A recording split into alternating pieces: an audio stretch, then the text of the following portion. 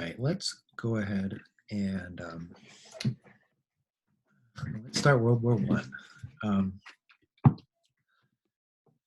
so I mentioned this at the end of my last lecture that pre-World War One, 1800s Europe, most wars were a few battles, let's sign a peace treaty and let's call it a day. Very few wars lasted long. Very few wars were extraordinarily costly in terms of life. You would oftentimes give up a piece of land if you lost, but you very rarely had this total war that World War One and World War Two turned out to be. So there was disillusionment in Europe. There were different expectations leading into the war. Many before the war thought it would be glamorous. Um, they were prodded by nationalism, by their intense national pride, this idea that this is going to help gain land for your country, make your country more powerful. And a lot of Europeans were excited about this war, thought it was going to be quick. So we had discussed earlier that the first move that was going to take place in Germany's war plan, the Schlieffen Plan, was they were going to hold off the Russians with one hand and get to Paris with their biggest, most powerful army force, take Paris, which if you remember, they had easily taken Paris during the German Wars of Unification of 1871. And then they would focus their attention on Russia, understanding that Russia is huge. Moscow was very far away from that German border, and it would take a lot of work to get all the way to Russia, to Moscow, to take that country where, you know, in France, Paris was right there. Germany thought France would be easier. So immediately, in the outset of war, I'm going to take a look at this map. We're going to find that the Germans, this area, marched through Belgium in an attempt to get to Paris. Okay, look how close to the border, though. Here's your border. Well, here's the border of Germany and Belgium. Here's France, and look how close this is to Germany. Okay, this is not an extremely long distance.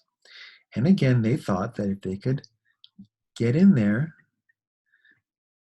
that they were going to be able to get to Paris. Let's take a look at this next map that I found. I love maps. Here is Marne. So the Germans cross through Belgium and they make their way down towards Paris. And what they have to do, and you see right here, okay, or actually it's up here. They have to get across these rivers into Paris. Okay. Actually, we're gonna say right here. So so they launch, they attack, and they're stopped. Surprised that they're stopped, but the French had not forgotten what happened in 1871, so they were going to be a little more prepared this time.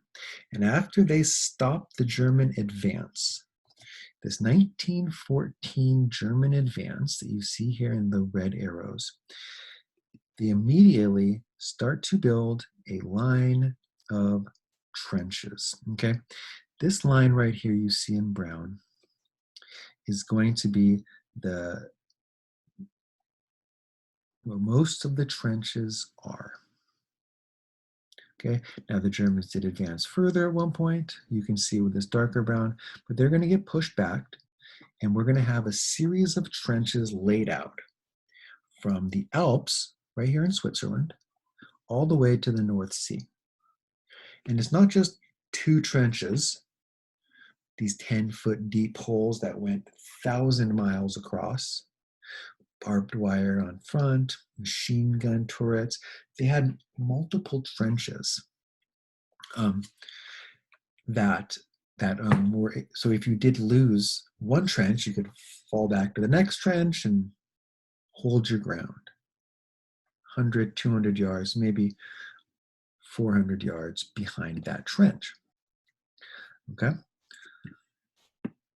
And one thing I didn't mention, but I think is worth mentioning, is that in this first battle, some of the heroes of this first battle, this is going to remind me of Dunkirk.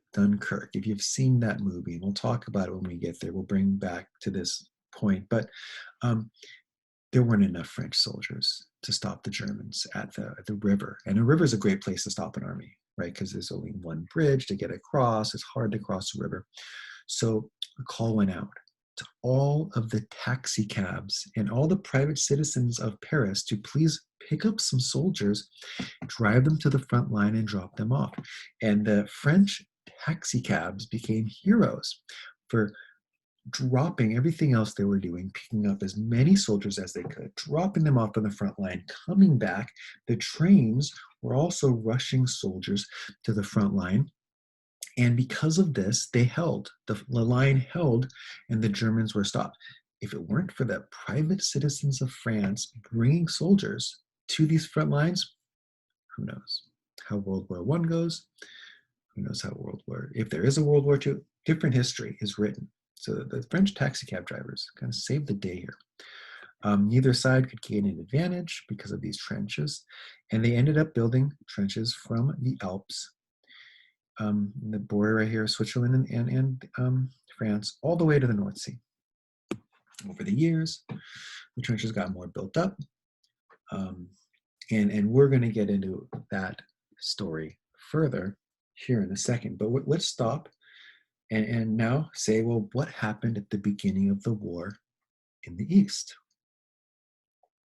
Right? They were just going to hold off the Russians, put all of their attention on Paris.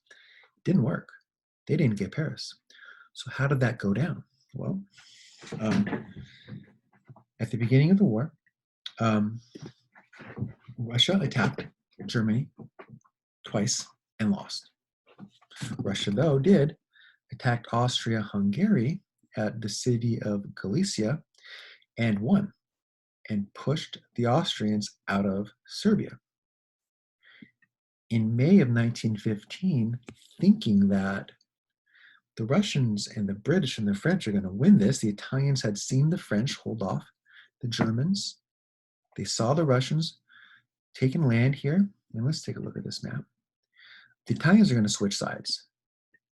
Okay, so we're going to see here early, and here are some of the early battles. The Russians win.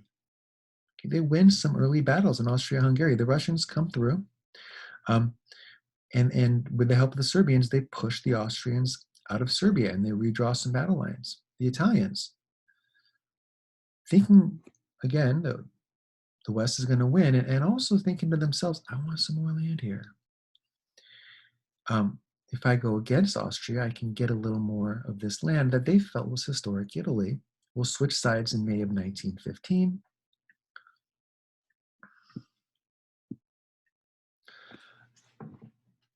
And it kind of looks like the Russians now, with the Serbians and the Italians, are doing pretty good in the East.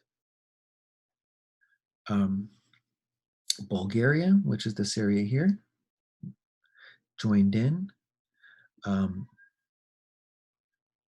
with Germany, Austria, and Hungary. And then they're going to end up taking out Serbia, who felt like, oh, wow, we're doing great. No, not that great. Bulgaria is going to come in from this way eventually and take them out. And the Ottoman Empire down here, we're going to see in a second, joins up with Germany. But let's not get too far ahead of ourselves. And early in the East, maybe because the Germans, who were more powerful, sent all their troops to the West, it looked like maybe the Russians were doing a little better. That doesn't last at all. And we're going to see that the West will hold for 4 years on those trenches, but in the East, the Russians, the Germans are going to are going to now refocus their attention, right? They're going to say, okay, well, we can't break through these trench lines. Let's get Russia. And they're going to be very successful in battling Russia. Very successful.